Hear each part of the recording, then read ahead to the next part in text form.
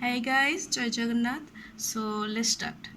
The question is, what is the importance of cognitive resources of the self? Explain.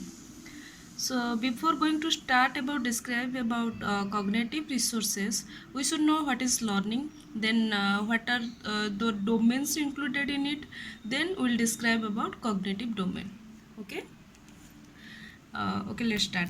Learning helps to develop an individual attitudes as well as encourage to acquisition of new skills. So learning which helps to develop an individual attitude as well as it also helps to encourage and to gain of new skills, and there are three domains involved in it, that is cognitive domain, affective domain and psychomotor. Using this domain, the teaching learning process will be more beneficial for teachers and students. Then come to the point cognitive domain.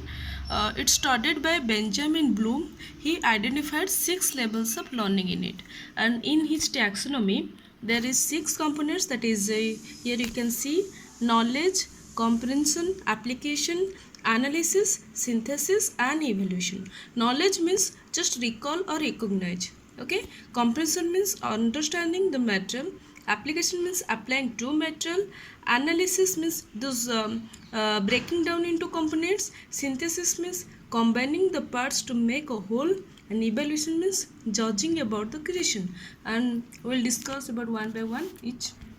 Then come to knowledge. It's the first component, and which you can say that from the heading you can say that is the remembering of previously learned material. Okay, it is the lowest level of the domain. It involves both recall and recognition and bringing the material or information to mind for completing the theory. Then come to comprehension. Comprehension, it also referred as understanding. It means understanding about the materials. It explains the material, determines the consequences of the process. Then come to application. It is the ability or capability to use learned material in new and concrete situations. It applies the material as rule, concept, law, principle, etc. Then come to analysis. It's the ability to break down the material into several components so that its organizational structure may be understood.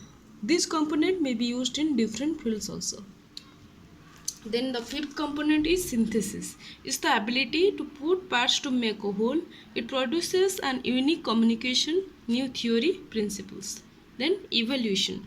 It is the ability to judge the value of material for a given purpose. Learning outcomes in this level has highest in the cognitive hierarchy, and the judgments are to be based on definite criteria. So this is all about cognitive resources. Okay, thank you.